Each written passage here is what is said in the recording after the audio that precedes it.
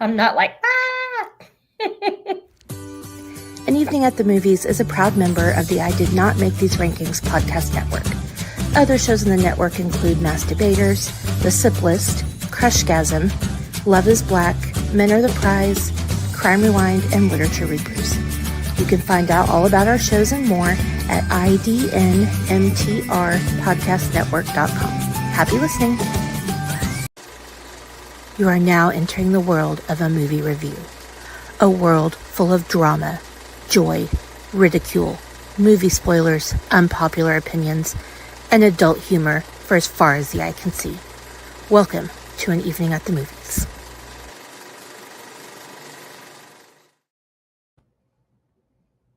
Howdy, everybody. we can get away with it for a few seconds. For a couple. Just as long as... We ain't trying to piss off the YouTubes. The YouTube man-straigts half the time anyway, so there is all of that. And,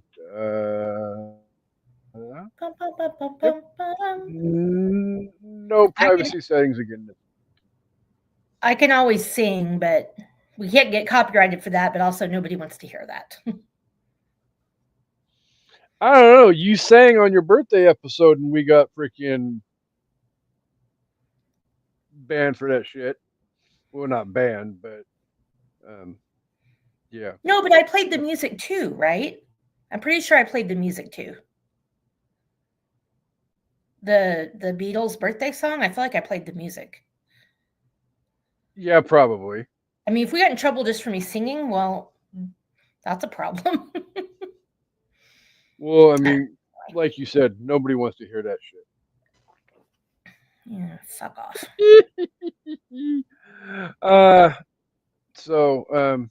Wow, 2 minutes into the show and we haven't even said hello yet.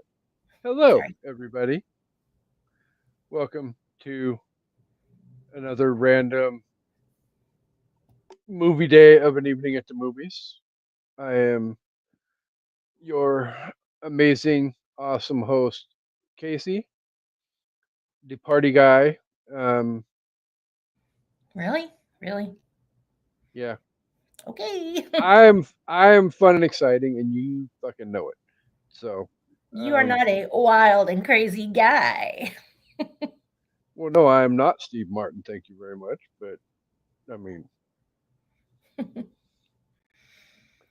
I'll take it. But for those of you who don't know, everybody's favorite co-host is with us again this week. Say hi, everybody's favorite co-host. It's me. Hi. I'm the problem. It's me. There's your first Taylor reference. It's me, Amanda.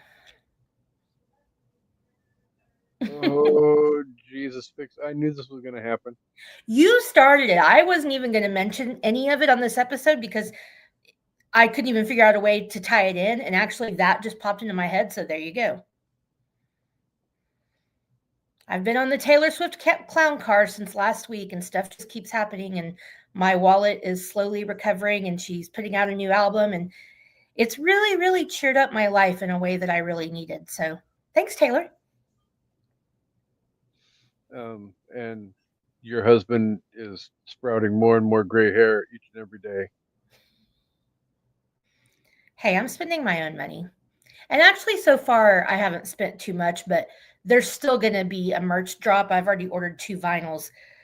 I mean, there's been vinyl and CD and cassette tapes because, yes, she does stuff on cassette too, which I think is cool. But when the merch drops, that's when it's really going to hurt because her merch is fucking expensive.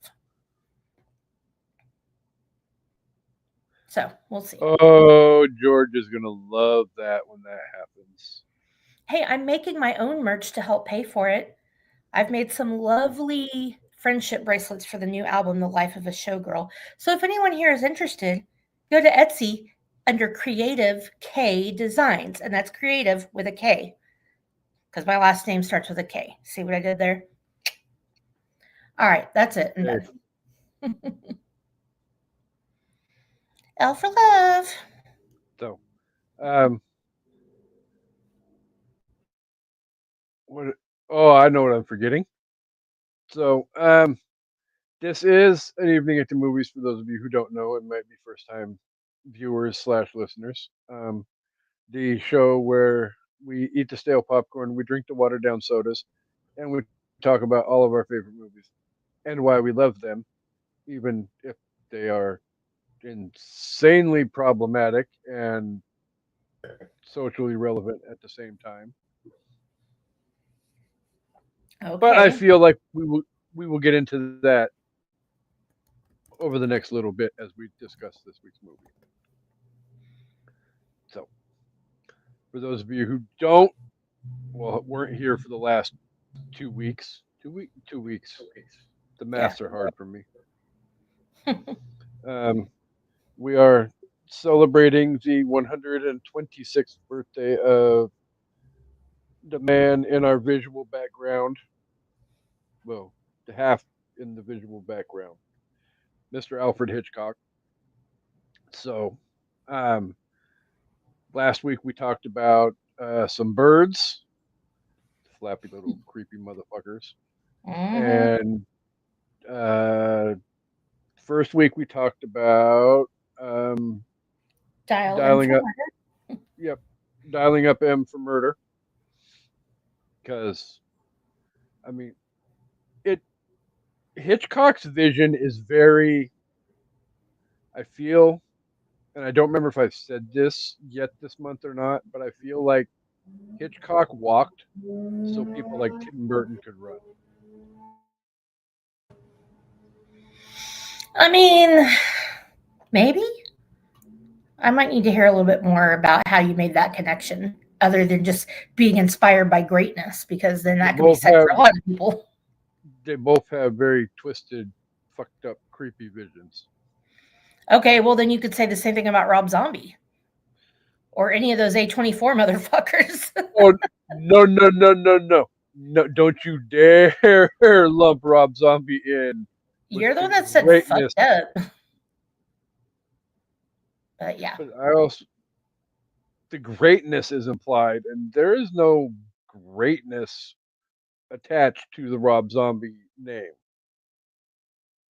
cinematically. Musically, different story. yeah.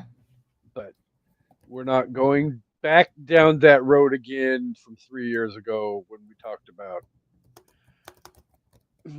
Halloween 2. No, thank you.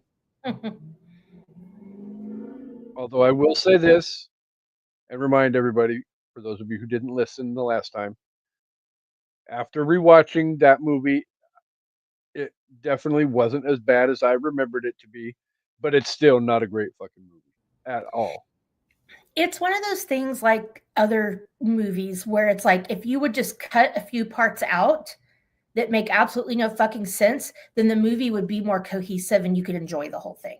Like honestly, Spirit horses. yeah, spirit horses and Michael talking and Michael looking like a yeti. Like let's just he wasn't scary at all. I mean, he was scary from the he looks like a homeless yeti perspective, but he wasn't scary like Michael Myers scary. And then he had to speak like, come on, y'all, just no. Yes.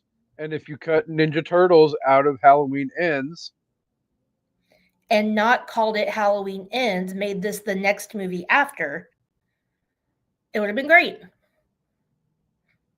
But anyway, we're not here to talk about that. I'll get on that soapbox and never stop. I we've been on and off that soapbox for the last 4.5 years. Yep.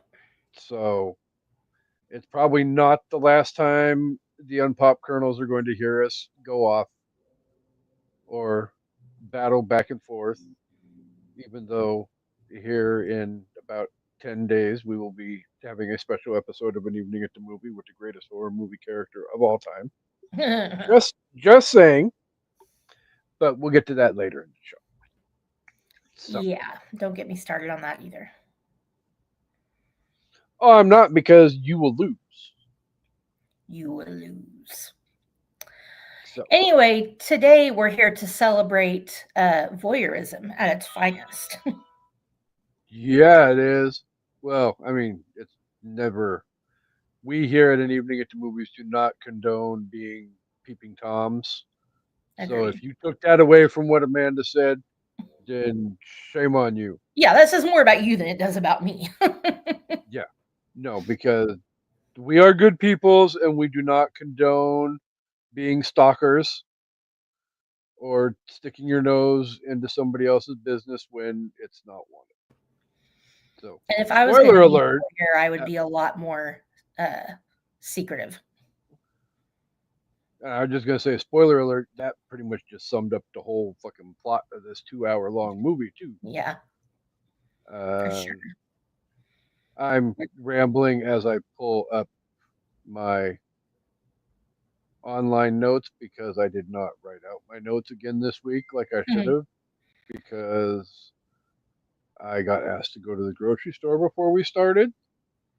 Well, I'll just So tell everyone we are discussing Rear Window, another great Hitchcock classic. So, obviously, we have the normal notes that we're going to do, but I can go ahead and say the title of the movie Jimmy Stewart in color, as opposed to black and white, which I think we get Jimmy Stewart in color next week, too, right? Vertigo's in color.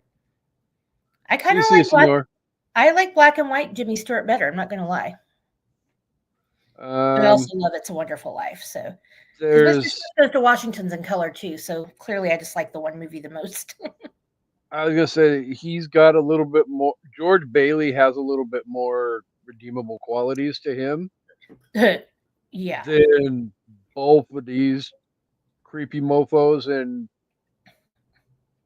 Rear Window and Vertigo. Oh, well, in this one, it's not even just the voyeurism, it's the fact that he's a prick, which we're going to get into. I Oh, The feminist in me is going to come out hard when we start talking about this movie. So everybody just brace yourselves for the feminist soapbox because I got some shit to say. we expect nothing less from you. So, with all of that said, I have some information for those of you who may or may not. Why does it not have a freaking? Oh, there it is. Freaking duh. All right, so Rear Window, released on August 4th, 1954. Oh my God, this movie is literally like 71 years old in 2 weeks. Um, Nice. Obviously, as it is his month, it is directed by Sir Alfred Hitchcock. It was released by Paramount Pictures and had a whopping, whopping Whopping. $1 million budget. A Really? whopping cool Okay. flip of a budget. And considering it was 1954, made $37.9 million at the box office. Nice. So, What the hell did they spend $1 million on for this movie? I mean, I got to think a lot of that went to uh, paying Grace Kelly and Jimmy Stewart because it all takes place in the same location. Like, yeah, I was gonna say there is a major similarity between this movie and Dial M for Murder yeah. in that they're both literally set in one room for Like, you two literally fucking never hours. leave that apartment complex in this movie. No, you don't even really go into other apartments either. It Right. you see into other apartments, You see what but he sees across the courtyard, and then you see the inside of his apartment, and that's it. yeah. It's wow, Well, $1 million. I mean, I yeah. got to think Grace and Jimmy got paid pretty well because they were both pretty big stars at the time. But still, $1 million. I mean, wow. Okay, interesting. I might have to research that later just for my own curiosity because I'm like, how? In 1954, that's a lot of fucking money. I mean, it's a lot of Well, money now, but not for a movie. You know what I that mean? that was going to be my next point though too was how did what from that movie cost $1 million? $1 million in 1954 too. Right. So yeah, like we've always said, inflation is a bitch, and Today, that would but be you, around $12 million. which is not surprising. I mean, I know back in the beginning, I used to do the every episode translate I mean, past dollars into current dollars, and we don't need to, but I was just curious. oh no, I was curious too, but yeah, I mean, I get $12 million nowadays for that. I mean, yeah, probably about right, Well, I I actually guess. looked up that statistic for another thing that's in this movie that we will get to, and it did say that price from 1954 to now, if anything, was about 12 times what it was then. So that tracks really well. So Uh, interesting. and from what I remember of the inflation numbers from the past, yeah, no, that's probably fairly accurate. Um, Again, rambling while I back out of Wikipedia because it is time for everybody's favorite An Evening at the Movies game that's going to piss Amanda off. Is it Rotten But Tomatoes or is it the Guess the Movie? Since I got it on the first one last time. I'm still boycotting that fucking game. And Okay. I didn't even think about coming up with another movie for you to guess for this That's week. cool. We don't need to do it. But I do have Rotten Tomato scores. Okay. I actually think this is going to be pretty easy because the Hitchcock movies have gotten insanely high ratings and I'm not complaining. So I get to be super slutty with my rankings and probably will be accurate. Typical. Hey, we're going to talk about other people being called slutty in a minute. I'm going to go tomato meter 96%. And I'm going to go popcorn meter 91%. So, spoiler alert, you were in the right demographic on both. Okay. Not like last Um, time. Or was that last time? no, I can't remember. Might have been. I don't know. Anyway, it doesn't was. matter. I think it was the birds episode because there was some Well, that was last confusion time. about. Yeah, Okay. because there was some issues with the whole. Um, the birds is classified as one of the greatest horror movies of all time, and yet the Rotten Tomato scores did not reflect that Yeah. opinion. So, popcorn meter, aka the audience score, on 100,000 plus ratings, Nice. Rear Window got a 95%. Ooh. Wow. Okay. All right. And again, like with the birds and other movies that Senior Hitchcock has directed, I mean, Psycho, one of the greatest horror movies of all time. The Birds, one of the greatest horror movies of all time. Rear Window, I Not personally horror, would but not consider this horror. no. I've seen it on most horror lists for greatest horror movies of all time, That's weird. and it's. I've also seen it on the greatest movies of all time list too, Yeah. and it's insanely high up on most of the. I think I even Yeah. saw one We'll get list to that in where a minute too.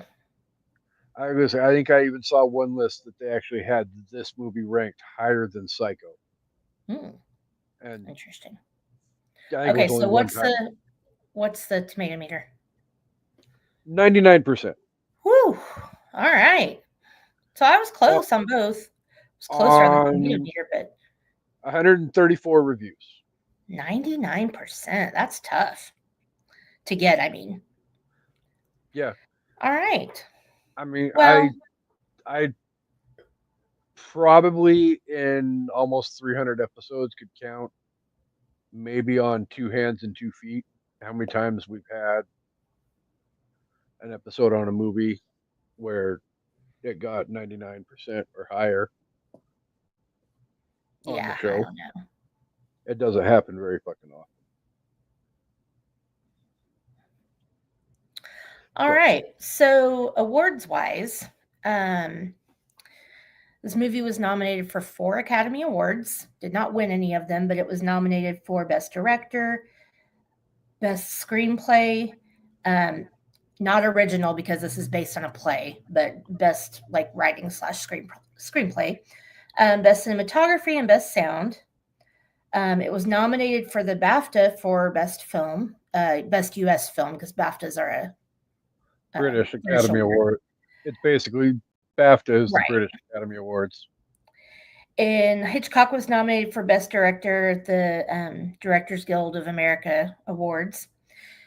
It was number 42 on the original AFI's 100 Years, 100 Movies. When they did the 10th anniversary redo, it moved down to 48, but still, pretty cool. And then in 1997, it was added to the National Film Registry for the Library of Congress for being culturally relevant, blah, blah, blah, blah, blah. I can't remember the whole thing, but So, culturally relevant, aesthetically, blah, blah, blah, blah, blah. Yeah. yeah. Probably should memorize that, but I mean, whatever. I mean, it's not the first time that award has been brought up on the show, and it probably won't be. Yeah.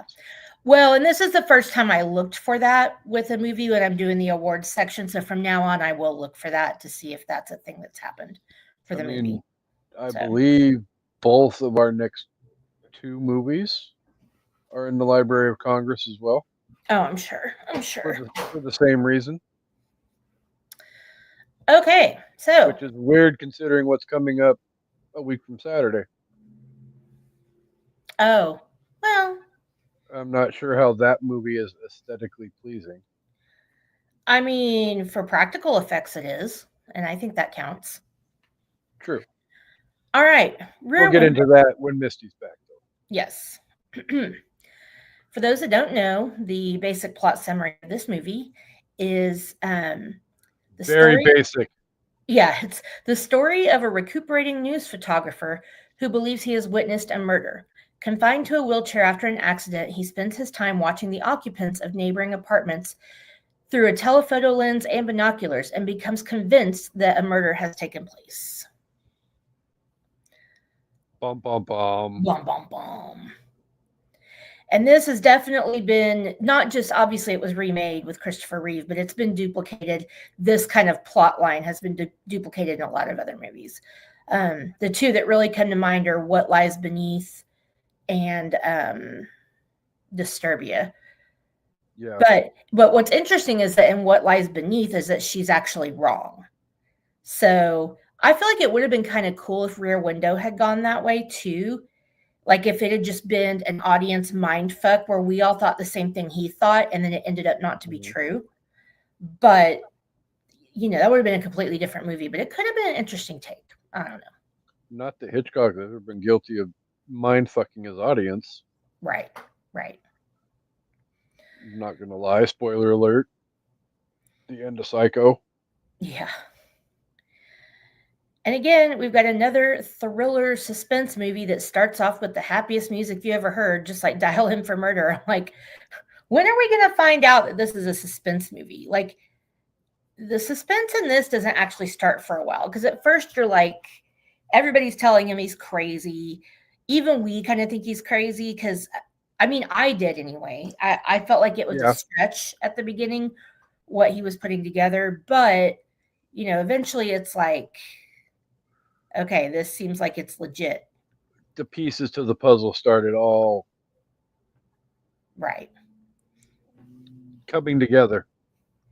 But it's also interesting because you get to think about how your mind can play tricks on you when you're confined to a single chair in a room and you're just watching other people. Like, you're learning everything about these people, and like the detective says, this is private stuff. Would you want people, knowing all this about you? And it's like, once you learn all this shit about people, it's like one little thing can set your imagination off and you just go wild. Well, But and this spoiler is, alert, he was right. So I mean, this is 1954, and being crippled and confined to a wheelchair and having mobility is not like it is now today.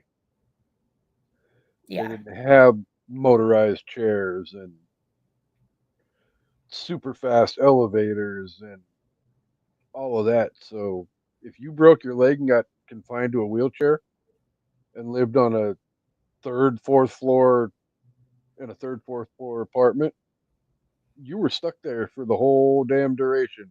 Oh yeah. Because at the beginning, he begs his friend. He's like, "You got to get me out of here." And it's like, the guy doesn't say this, but basically, it's more trouble than it's worth. And he's going to get out of the cast a week later. Yeah. Spoiler alert, that didn't happen either. But he ends up with two broken legs at the No. end of the movie.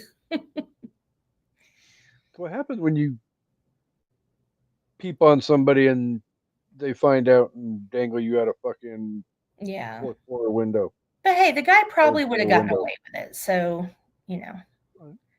good for him. Probably. So, So, one thing I wanted to say real quick, and I wish, so I did not think of this until when I was just sitting up here waiting for us to start. And I wish I would have thought of this as my top 5. But one of the things I love about this movie is when we first see Grace Kelly, when she makes her appearance, I have to say that's one of the best movie star entrances in a movie ever. Like the way she just oh, yeah. walks in that door in that beautiful gown and is just like, "Ta-da, I'm here." Like, it's Princess Grace. I don't think she was a princess then, but still. No, That but I would have been mean, literally, she makes wow. that grand Yeah. entrance, but doesn't verbally announce, the whole "ta-da, Well, I'm right. here." She announces it with her dress and her movements and her grace. Yeah. The only two that immediately pop to mind in that same category would be John Travolta in Saturday Night Fever with the walking and the whatever. Like that was pretty epic.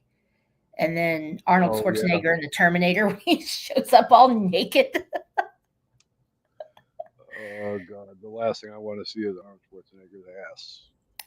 It was a nice ass. I mean, he was ripped. Like, let's I'm just be honest. Objectively, you can say that guy has a nice body. I'm sure his ass for you is aesthetically pleasing. Well, no, I'm just saying, even objectively, like, even as a man, you should be able to look at him and go, wow, that dude is ripped. That dude has a nice body. Doesn't mean you're attracted to him, but No, and objectively, that is a fine specimen of a human being. I would agree 100%. That man I mean, he was a fucking bodybuilder. Come on. worked his ass off to build a body that,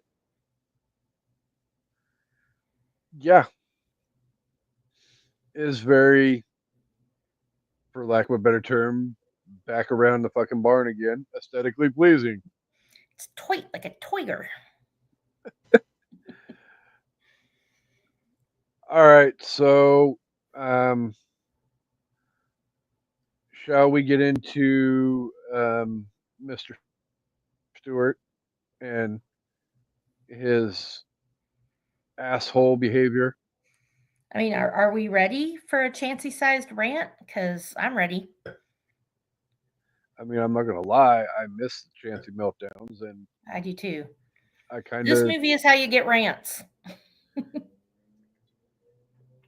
Okay, so it is. I as soon as I rewatch this movie again,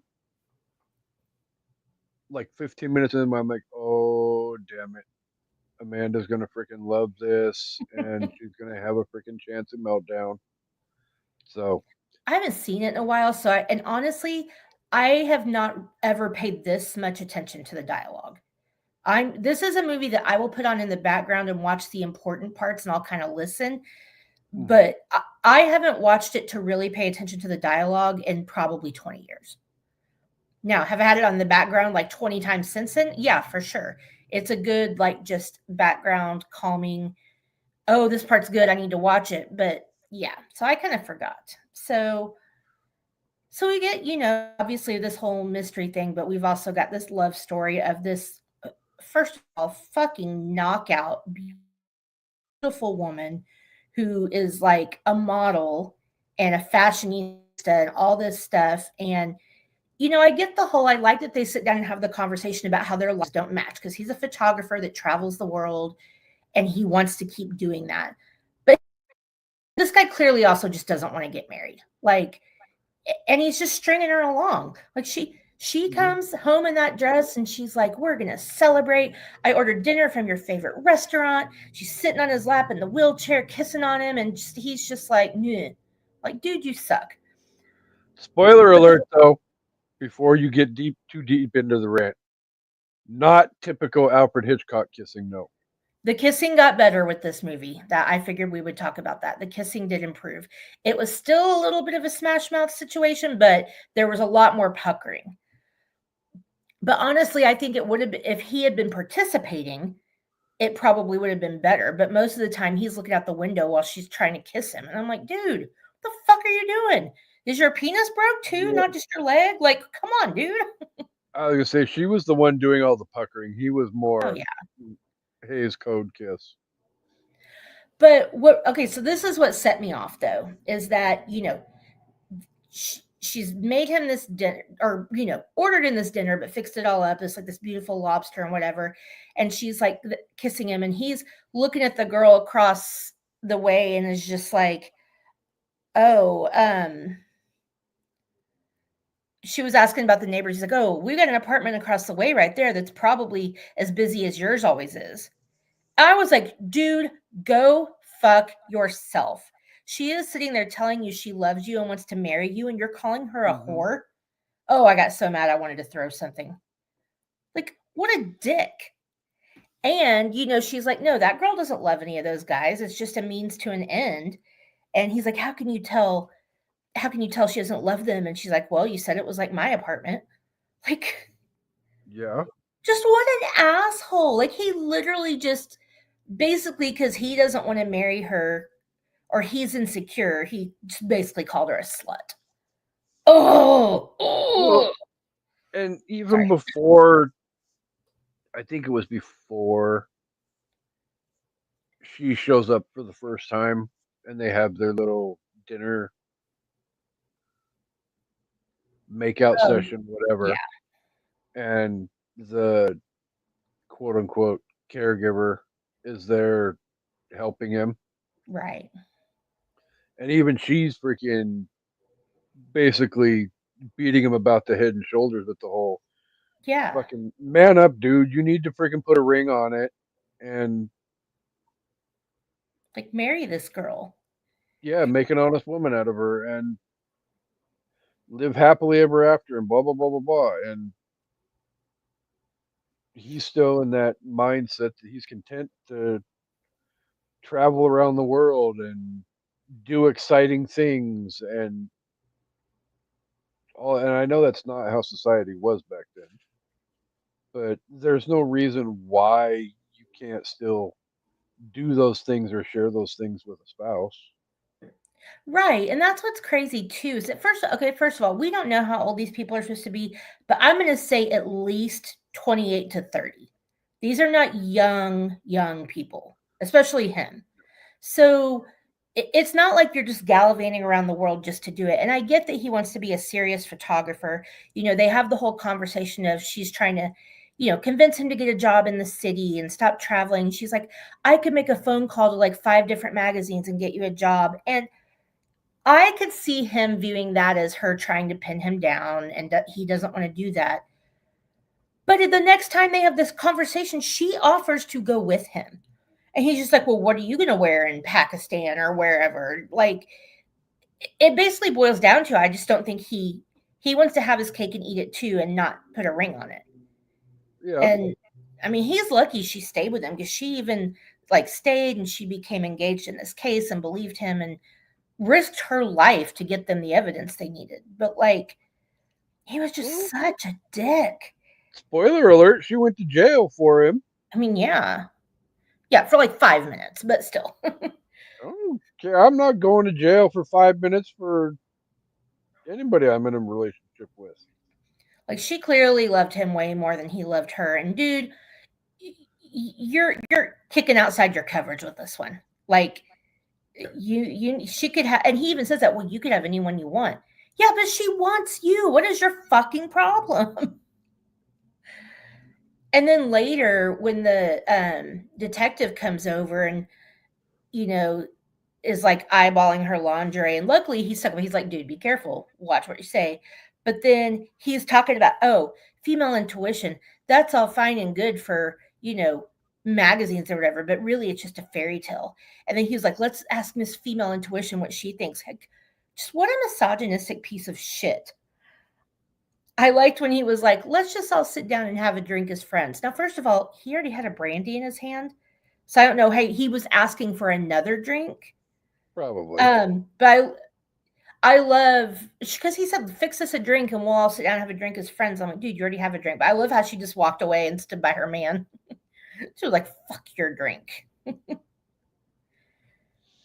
of like when she left him that first time and she was like, goodbye. And he goes, don't you mean good night? And she's like, I said what I said.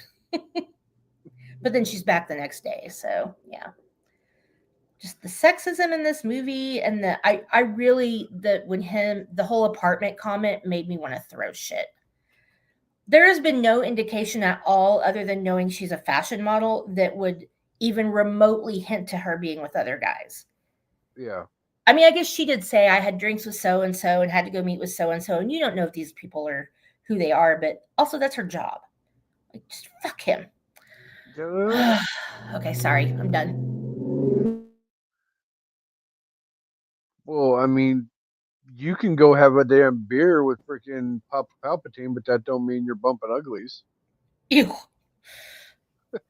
Eh, well, I had to throw that metaphor in because But no, I know. Yeah, it's like, I wasn't throwing the other creepy metaphor in. yeah. Because that's So just as yeah, that ugh. was, ooh, the misogyny in this movie is laid on pretty thick. Yeah, and well, Hitchcock is known for sprinkling that minimalistically And it was the throughout time, I know, most of his movies, and yeah, it was that doesn't still but damn. that I doesn't excuse it called her a today. slut, basically. What the hell? Yeah, he kicked her in the hoo ha. Whew. Oh, the other thing I want to say about her and all of that, not to that, but this was the other thing that I Googled the cost difference, because that dress that she walks in is Hmm. like so freaking gorgeous. And she's like, it's $1,100.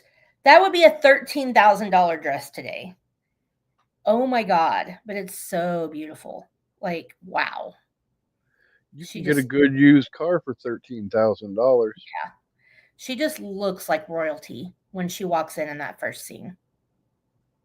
Well, I mean, quote unquote, Princess Grace. I gotta see, when did she become Princess Grace of Monaco?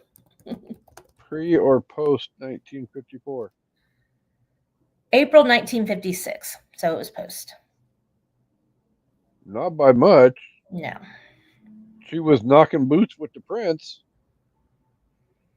And making appearances at Studio 54 after that. So, Yeah, so go yeah. figure.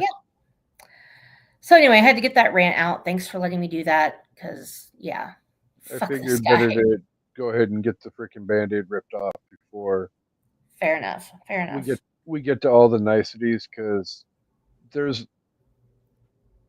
some good stuff that can be said about this movie as well. Oh, yeah, tons. Just, Probably one of my absolute favorite things, and I relate this similarly to like Dial M for Murder, is the fact that you can tell he Hitchcock completely tells an entire story without having 100,000 tools at his disposal, mm-hmm. and it was even true to a certain extent with the birds last week as well. But the birds wasn't literally confined for 2 hours in one particular location. You got Yeah. three or four or five in that movie. But Dial M for Murder and yeah, Rear Window, blonde moment. Um, we're basically confined to one room or one apartment for the entirety of the 2 hour long movie. So, and Yeah, I they're mean, still some of the greatest movies of all time. they did a good job in both of giving you the character's backstory without bogging you down with it. Like, on this one, it's like basically the simple phone call between him and his, I don't know if that was like his editor, his boss, whatever, but like, Hmm. you know, having a conversation where they're clearly giving you the backstory of how he ended up in this spot where we're starting the movie, but it wasn't like this long drawn out thing. And then the same with like her and him having their conversations about whatever, it's revealing parts of their relationship and the history of their relationship without it being like so heavy and deep. And they did that in Dial In for Murder too. You got the history of the characters in a way that didn't make you feel overwhelmed, and he's definitely good at that. Yeah, and it's not, you know, piggybacking off of what you said though. I mean, Dial M for Murder, you get the little bit of backstory stuff, and it's all in little spurts Right. right And at the that's the same beginning. with the birds. It's Uh, very sprinkled out in the birds, but you get it, and that's cool, I think. yeah, the birds too, but yeah, Rear Window, you get, the phone call with the editor or whoever. You get that initial conversation with the caretaker. You get the initial meeting with Grace Kelly, and those three things are basically all the damn backstory that you need. And none of those scenes is actually longer than a couple of minutes at the most. Well, and not to mention, after the first phone call, the other stuff is all still being integrated with the current situation that's going on, which is him thinking his neighbors murdered his wife. So, Yeah. yes, they're having these conversations and giving you backstory, but it's completely mixed in with what else is going on. So, like, if you didn't pay attention, you would miss it, except for like the time where they sit down and really have the conversation, like after the dinner. But other than that, it's really like, it's just like sprinkled in there and you get it and it's not overwhelming. You understand who these people are, where they came from, while still being able to pay attention to the plot line of the movie, which is we think somebody's been killed. And it's not overly complex either. Right. Not trying to put anybody down by any stretch of the imagination, but this is not some movie that you have to have, 140 IQ to be able to fully appreciate. Yeah. It's simple. It's very Guy simple. with guy with broken leg watching being a peeping tom out his freaking apartment window. Yeah. Shenanigans ensue, and that's it. Well, and I think too, like talking about movies like this, like Dial In for Murder and Rear Window, that definitely paved the way for movies like Misery, like where Mm-hmm. you can take a story and put it in a single location and still make people want to watch it. Because that's hard to basically not see any scenery change within the confines of a couple of rooms or like looking across the courtyard or whatever. Like that could get boring real fast if you don't keep up the suspense. Especially nowadays with the rapid explosion of people and their ADHD. Yeah.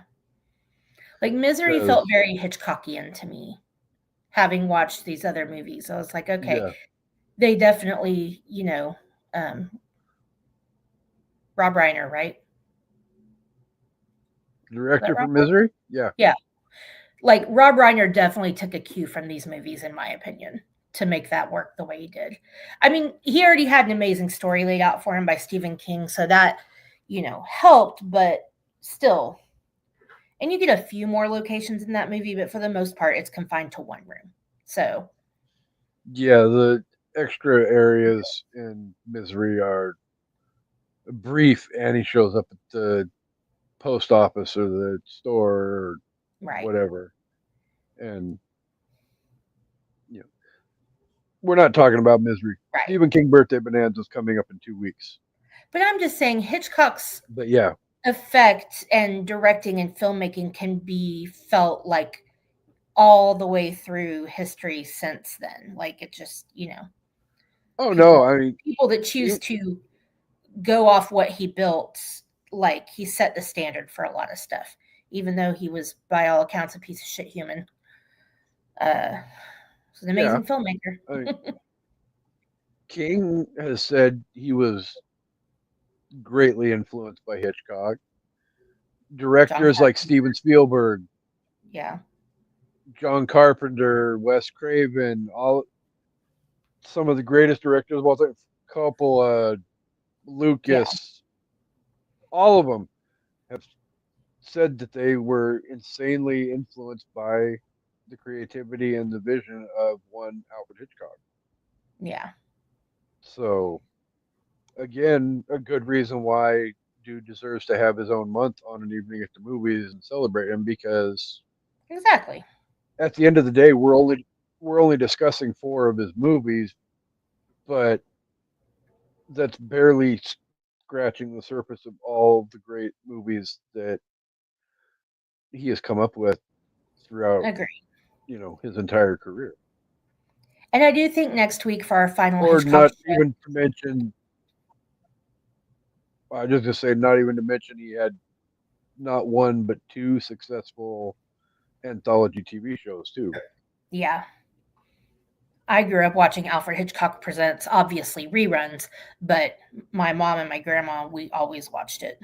So, no, I was just Yeah. gonna say, I think for our final show, sorry, Casey, you're lagging really bad. I'm sorry. I keep cutting you off. Oh, you're fine. Your I internet's did. are I come to expect it anymore.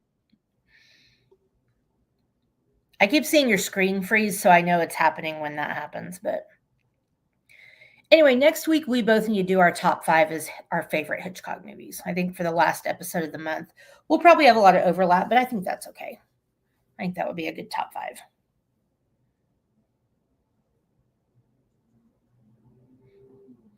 Yeah, because I'm not even 100% sure that the one people think would be my number one is going to be my number one. Interesting. Okay.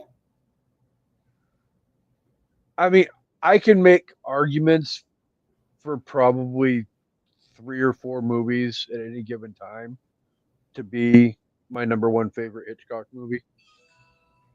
Fair. It just it again, it's one of those mood depending things that you know. Right. But we can discuss that in a few days when next we return to discuss Vertigo. Okay. So So let me say the one other thing that pissed me off about this movie. Because other than these, I love everything about this movie. This didn't piss me off so much as it gives me so much curiosity that I wish they had somehow given us some kind of explanation. What in the dusty fuck is up with these people sleeping on their balcony?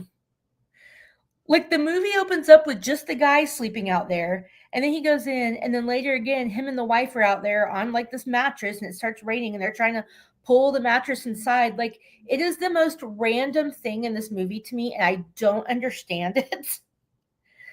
Like the first one, I thought maybe he was in trouble with the wife and she made him sleep outside, but then they were both doing it together. So I'm like, what is happening? they were knocking boots. I'm sorry, I'm not dragging a mattress out onto my tiny ass little balcony just to have sex on it. If we're gonna do it on the balcony, it's gonna be on a chair or on the hard ground. Do it once, knock it out, check it off the list. And the guy was out there by himself one time too. So why are these people sleeping on their tiny ass balcony? I don't understand it. I need more information. I the assumption I took away from it was this is like summertime and they're in the middle of a like severe heat wave, Okay. but it's still one of those things that even like when I was rewatching the movie again for this episode, it's like, okay, I understand the fact this is 1954 and mm, air conditioners may not have been all the rage like they are nowadays, Well, but they clearly people didn't have them. I mean, they people could have had. I mean, people had fans. all their windows were always open. They had fans. They showed the temperature inside Jimmy Stewart's apartment at the very beginning of the movie. So I get that they didn't have AC, but once you're cramped up that much and you're basically on top of each other, doesn't that negate the fresh air? Whereas inside you could have multiple windows open and fans and at least get a breeze. Like, I just don't know. I feel like these people are freaks, and I wish we could have found out because something's going on there. That's all I'm saying. Feel like maybe some of this is ripe for a sequel. I want to put this out there. I know Alfred Hitchcock is dead. I know all these actors are dead. There has to be somebody who's a grandchild of somebody who knows something about this movie and this story. Maybe I'll research the play. I don't know if it was in the play. I gotta know what is up with these weird ass people sleeping on their balcony. I cannot rest until I figure this out because it's driving me insane. Yeah, I'll tell you I'm insane. Because I am. I knew we were not done with the Tay Tay references. Yeah, I'm Whatever. not 100% sure exactly what it is, whether it's an East Coast thing or what. I couldn't even wager a guess, but yeah, there's nothing about me that is sleeping outside on a freaking fire escape or a balcony or Yeah. whatever. Yeah, I mean, it's basically a fire escape. That's true. Just whatever. Yeah, no, no, no, no, no, no, Actually, I no. don't think it is because remember, she climbed. Well, there is a fire escape because she climbs up to the balcony, but then she has to step over, like to the windowsill or whatever. I don't know whether it's a fire escape, a balcony, a combination. I don't know. It's not normal for two Yeah, humans to drag a mattress out there and sleep out there. That's all I'm saying. yeah, no, especially When in their everyone is, bloomers as well. yeah. So,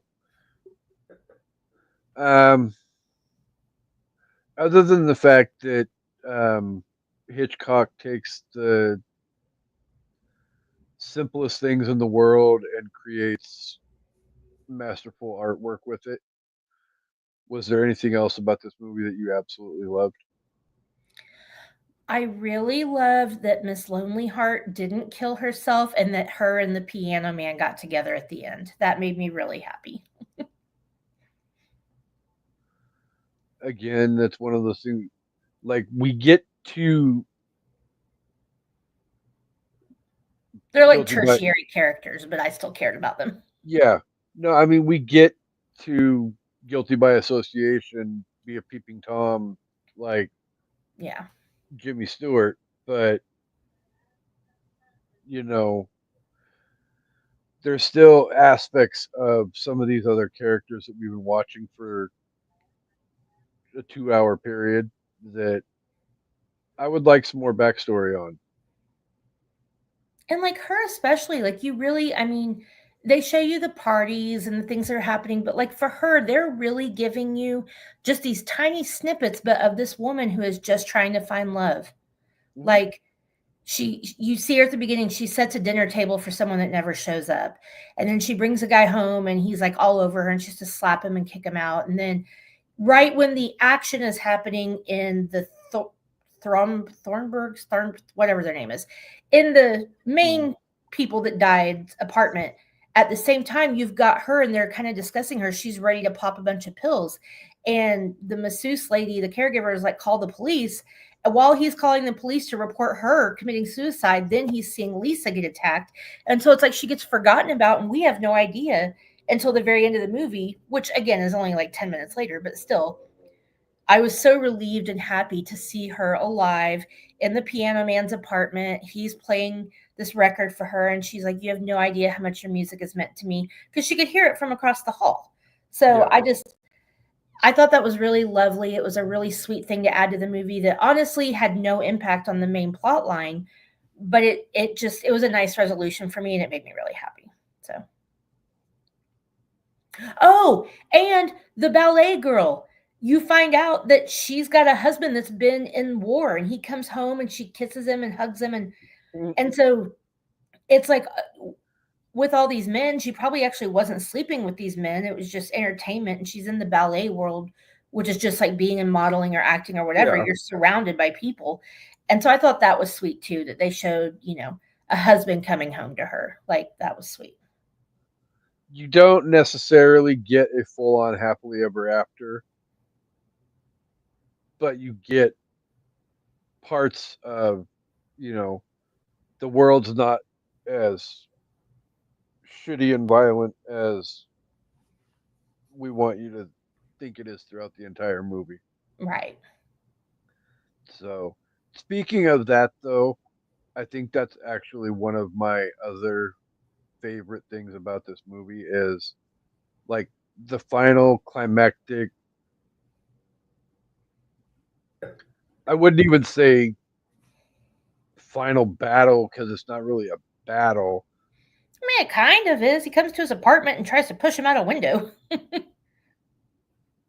Yeah, but it's not even. I mean, I guess fight might be a better adjective than battle, but I mean, it's not completely drawn out and overdone and all of it. I mean, again, Right. sticking with the simplicity of less is more. It's what Hitchcock is very good at. He Yeah. doesn't go too far. I mean, even with Psycho, that goes a little bit further than like the other three movies that we've this and the other two movies that we talked about this month.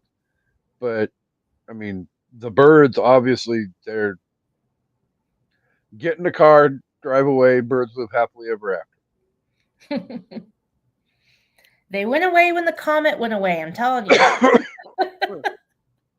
Yeah. It's a maximum overdrive thing, and I'm sticking to that story.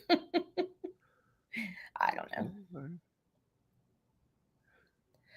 Like But I yeah, said, Stephen King has been influenced by Hitchcock, so yeah, maybe that's where he got Maximum Overdrive from.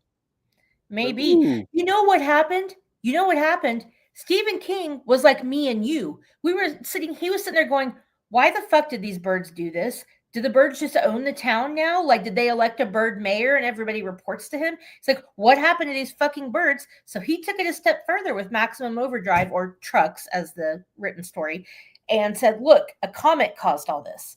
I guarantee you that's what happened. well, I mean, he did write Children of the Corn too. Yeah. Spoiler alert for next month. This topic will be coming up again. I have so many references to make from Children of the Corn to a TV show, so I'm excited to do that, but we'll save that. Oh, so much coming up in the next few weeks. Um, but yeah, this movie is a very underrated movie and Yeah. completely one of my guilty pleasure favorite movies of all time that never gets brought up on any of my top 10 lists because Yeah. it's so easy to just push it to the back burner and forget about it. Yeah. But it doesn't deserve to because it's just that great of a movie. And it's a story that is socially relevant even by today's standards, Oh, yeah, for sure. especially nowadays with everybody, you know, literally having a camera in their hand and Well, and with people filming. posting everything online, I mean, Mhm. Like, you don't even need to look in people's windows. Haha, another Taylor reference for those that get it. I look through people's windows like I'm some deviant weirdo. Oh God, I keep opening the door, and she's gonna keep walking right through Hey, you started it. Well, are we ready for our top fives? them. Ladies first, as always. All right, so I picked my top five voyeur movies, voyeuristic style movies. Um, so I have a couple of honorable mentions. Peeping Tom, which is like one of the OG horror movies. It's not a movie I love a lot, but it definitely deserves to be mentioned. The Truman Show and The Burbs. The Burbs almost made the top five. It was really hard to keep it off, but there's a few more that I thought should be on there. and Oh, I mean, I'm The curious to Burbs see what. isn't like a full on voyeur movie. It's just partly. But True, and that would probably be why I would bump it out of my top five. right, right. But The Burbs is a freaking classic. Oh God, yeah. So number five is a 1 Hour Photo. One of the creepiest movies ever. Looking at Robin Williams being creepy, staring at people's pictures and all that crap. Number four is Rear Window. And I love this movie. There's just a few that I enjoy to watch more, but I think this movie obviously, I mean, I guess you could say Peeping Tom and then this movie set the standard for like Yeah. voyeurism in film, but yeah. Number three is Body Double. That's an old 80s movie not a lot of people talk about, but it's actually a really good movie and very creepy with the guy spying on this girl all the time and like, yeah. Number two is Sliver. That movie creeped me the fuck out. With the guy in the apartment with Sharon Stone. I know she was hot. And Billy Baldwin. Oh, Hey, that movie was so fucking sexy. she had a 2 movie run in the She early did. to mid '90s, and whoo, buddy. Sliver were right there with each other, but Sliver really creeped me out. Now, again, I saw that movie when I was a teenager, and that was when I really realized, oh my god, people could be watching you all the time, and you like. I swear, for like 2 months after I watched that movie, I was afraid to like do anything in my own house, and that sounds ridiculous, but when you realize this guy has a camera in everyone's apartment, and is watching everything you do, it's like Mind you, this is before webcams and right. smartphones and all of that too. Right. So yeah, that Now with movie has a creep smartphones, factor of like 100. yeah, I think But it's 100 might be also a little bit like, too small. at the same not that I would ever condone this because ew and no, but like it does expose that dad is like abusing his daughter and like, but it's like, why aren't you calling the cops? And like, well, I can't really call the cops because I have illegal cameras in people's apartments. But Yeah. yeah. Ugh, God, that movie creeps me out. It's yeah. And then number one is Disturbia. That's a very rewatchable movie for me. And it's basically the same thing as Rear Window. This kid is on house arrest and he's watching his neighbor and he realizes that his neighbor has killed this girl and, very similar. He likes this girl next door and she comes over and hangs out and soon these three teenagers are all trying to figure out if this guy's a murderer. It's probably not the quote unquote best movie on the list, but it's the most rewatchable for me. Like I can't even tell you how many times I've seen it. It's just a fun movie to watch. So Isn't that the one with Shia LaBeouf? yeah. Yeah, I've seen it one time when it first came out on DVD, and I haven't seen it since. But I've seen it a lot.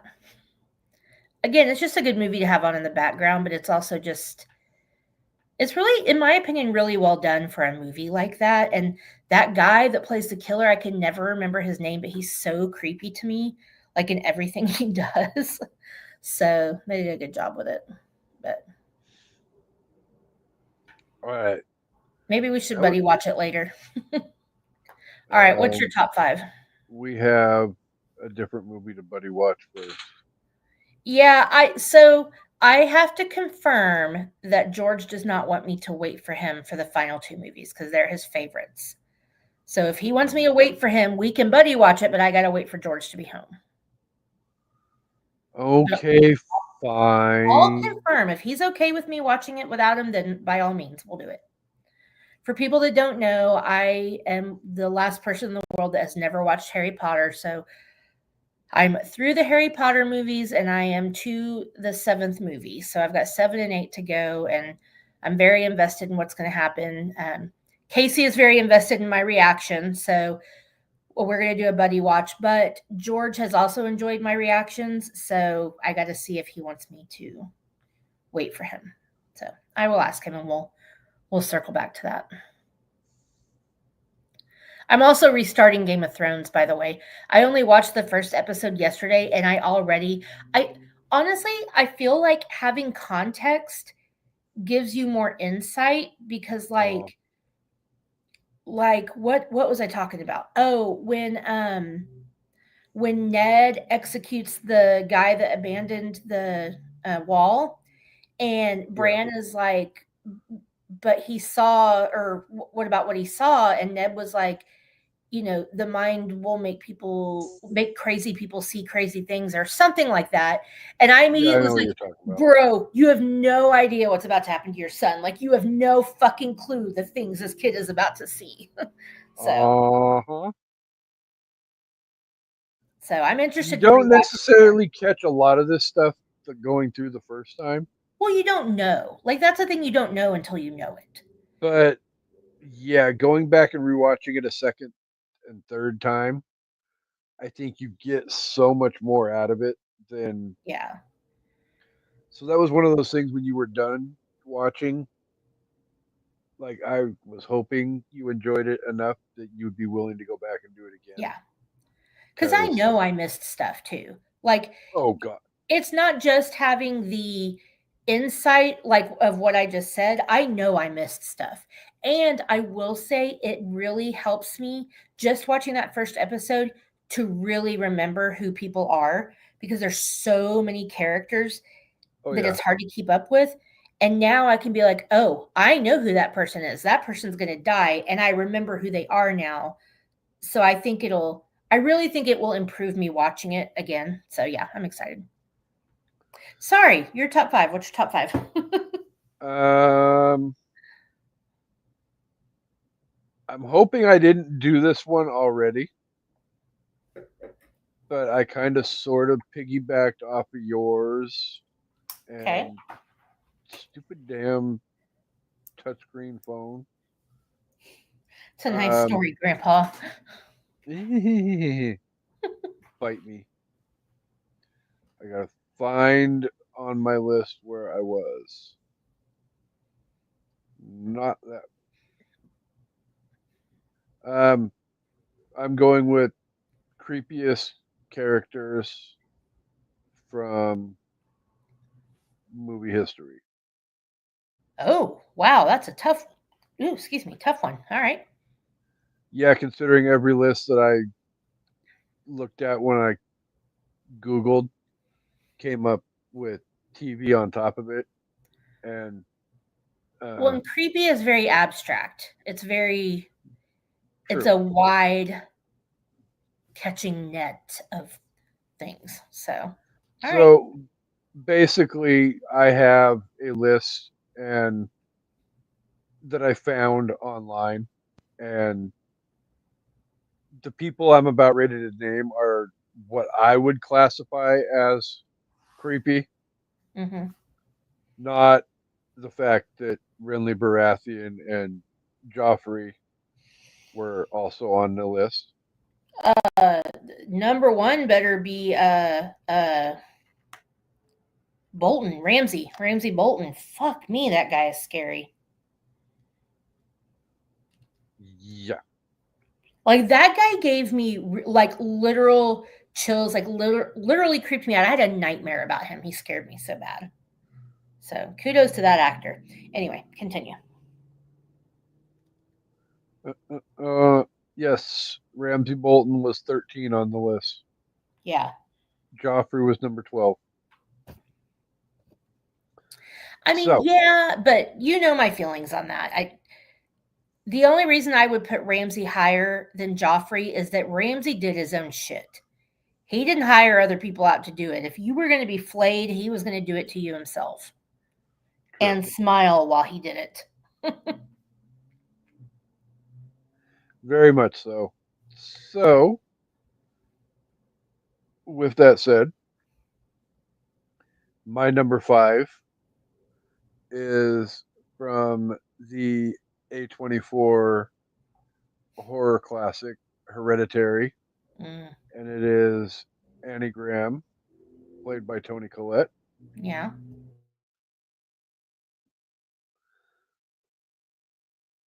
Wackadoo! I don't know. That scene where she yells at the kid because he's back talking her and she's basically like, I'm your mother, you little shit. Don't talk to me like that. It's one of my favorite scenes ever. Like, that is what every mother has ever wanted to do. I'm telling you, Ari Aster is becoming one of my underappreciated favorite movie directors of all time. It's like the scene from the morning show when Jennifer Aniston's character is yelling at her kid and she's just like, oh, fuck you, kid. And I mean it. Fuck you. I was like, yes. Okay. Otherwise known as Fuck Apple TV. Oh, the morning show is so good.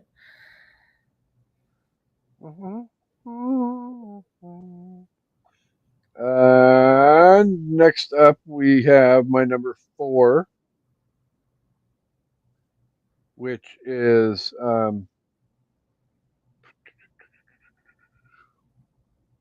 a gentleman by the name of Anthony Perkins Mm. from a little movie called Psycho. Silence of the Lambs. Oh, Anthony Perkins. I think it's Anthony Hopkins. Yes, Anthony Perkins. Good job. Um, Spoiler alert! Damn it! Sorry. Just kidding. Um, Number three. Spoiler alert for next month on an evening at the movies. Even though I talk shit about it all the time. Bill Skarsgård as Pennywise the clown. It's a good one.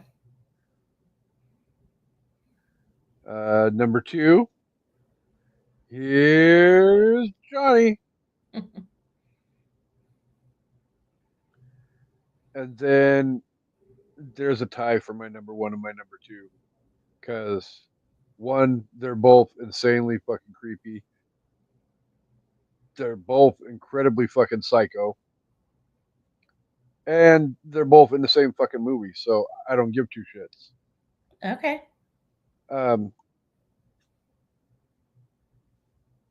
Ted Levine, aka Buffalo Bill from Silence of the Lambs, and then the obvious yin to his yang, Anthony Hopkins, otherwise known as Hannibal the Cannibal Lecter. Yes. So, I would almost throw what's his head from Jodie Foster. no, Red Eye. What is that guy? His character in the movie is Jack. The guy is just creepy in general. Uh he's in Oppenheimer and all other kinds of stuff. You know what I'm talking about. But he plays the bad guy in Red Eye on the plane. He creeps me out so bad in that movie. Like, what is his name? It's like right on the tip of my tongue. I don't know why I keep thinking Crispin Glover. That's not it. He's creepy too, though. Ah,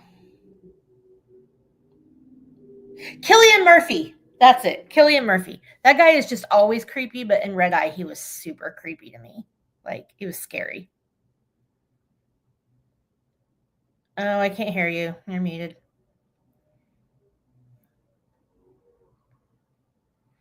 Was Killian Murphy anywhere on that list? Because I feel like multiple times he could be on that list. Oh, all No, right. but I feel like if they were to ever do a Crispin Glover biopic, Cillian Murphy could 100% play Crispin Glover. Yeah, that's fair. He really could.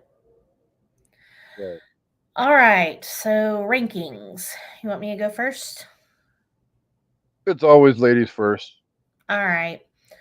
I love this movie. You know, again, I think as usual, Hitchcock always puts on a masterclass. This time, I would say it's with the slow burn. This movie is a slow burn.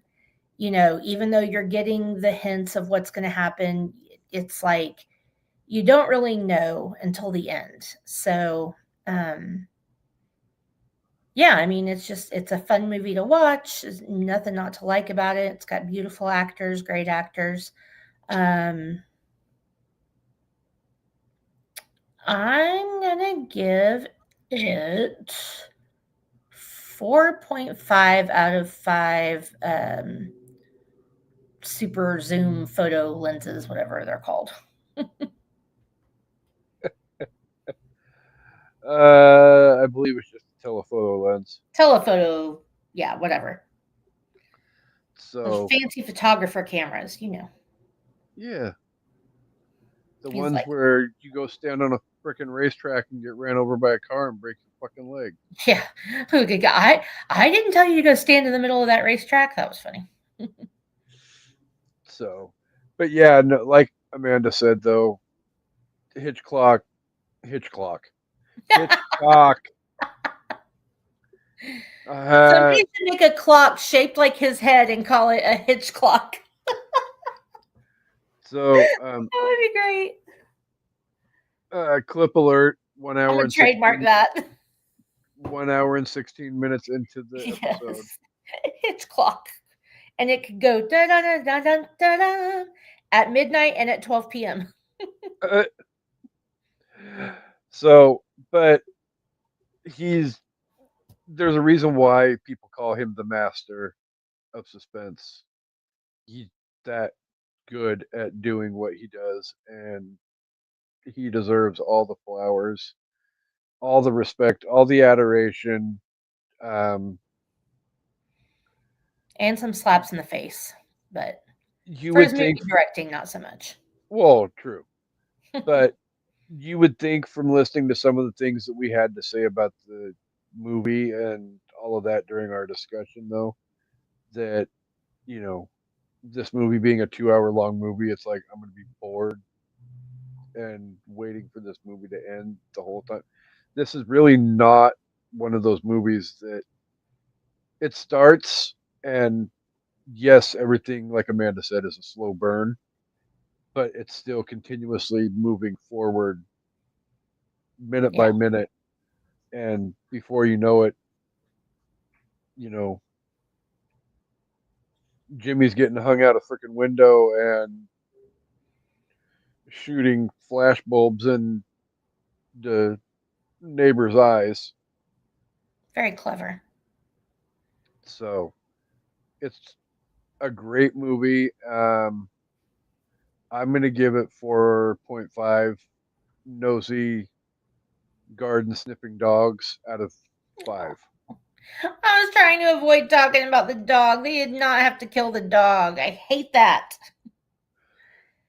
Spoiler alert for those of you who don't know, in the last 4.5 years, Amanda does not like doggy violence. No. Every movie should come with a disclaimer of does the dog die? Like, I You mean bet like there's a website for that. If there's not, I should invent one. you mean like the one book that we read that Shannon recommended? Yeah. No comment.